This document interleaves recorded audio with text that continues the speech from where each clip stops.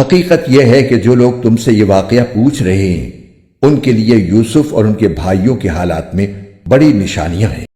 یہ اس وقت کا واقعہ ہے جب یوسف کے ان سوتیلے بھائیوں نے آپس میں کہا تھا کہ یقینی طور پر ہمارے والد کو ہمارے مقابلے میں یوسف اور اس کے حقیقی بھائی بنیامین سے زیادہ محبت ہے، حالانکہ ہم ان کے لیے ایک مضبوط جتھا بنے ہوئے ہیں۔ ہمیں یقین ہے کہ ہمارے والد کسی کھلی غلط فہمی میں مبتلا ہیں۔ اب اس کا حل یہ ہے کہ یوسف کو قتل ہی کر ڈالو یا اسے کسی اور سرزمین میں پھینک آؤ تاکہ تمہارے والد کی ساری توجہ خالص تمہاری طرف ہو جائے، اور یہ سب کرنے کے بعد پھر توبہ کر کے نیک بن جاؤ۔ انہی میں سے ایک کہنے والے نے کہا، یوسف کو قتل تو نہ کرو، البتہ اگر تمہیں کچھ کرنا ہی ہے تو اسے کسی اندھے کنویں میں پھینک آؤ تاکہ کوئی قافلہ اسے اٹھا کر لے جائے۔ چنانچہ ان بھائیوں نے اپنے والد سے کہا کہ ابا، یہ آپ کو کیا ہو گیا ہے کہ آپ یوسف کے معاملے میں ہم پر اطمینان نہیں کرتے؟ حالانکہ اس میں کوئی شک نہیں ہونا چاہیے کہ ہم اس کے پکی خیر خواہ ہیں۔ کل آپ اسے ہمارے ساتھ تفریح کے لیے بھیج دیجئے تاکہ وہ کھائے پیے اور کچھ کھیل کود لے، اور یقین رکھیے کہ ہم اس کی پوری حفاظت کریں گے۔ یعقوب نے کہا، تم اسے لے جاؤ گے تو مجھے اس کی جدائی کا غم ہوگا، اور مجھے یہ اندیشہ بھی ہے کہ کسی وقت جب تم اس کی طرف سے غافل ہو تو کوئی بھیڑیا اسے کھا جائے۔ وہ بولے، ہم ایک مضبوط جتھے کی شکل میں ہیں، اگر پھر بھی بھیڑیا اسے کھا جائے تو ہم تو بالکل ہی گئے گزرے ہوئے۔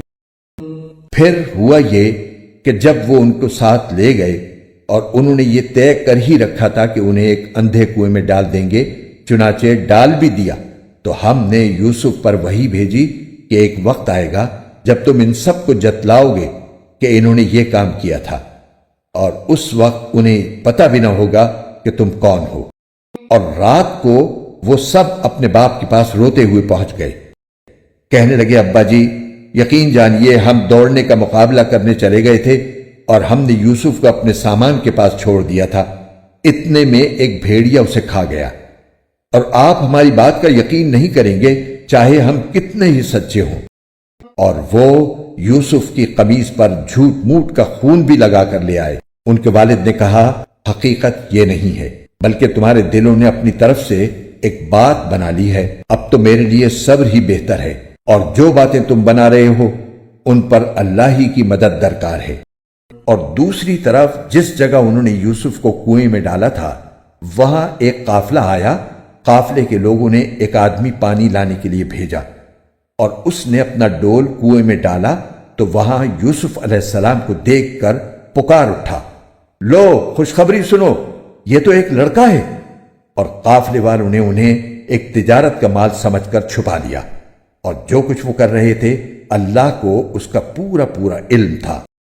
اور پھر انہوں نے یوسف کو بہت کم قیمت میں بیچ دیا، جو گنتی کے چند درہموں کی شکل میں تھی، اور ان کو یوسف سے کوئی دلچسپی نہیں تھی۔ قرآن کے خوبصورت اور ایمان افروز اردو اور ہندی ترجمہ و تفسیر کے ویڈیوز کو دیکھنے کے لیے ہمارے چینل بیوٹیفل قرآن کے بھی کو لائک، سبسکرائب اور شیئر کیجیے۔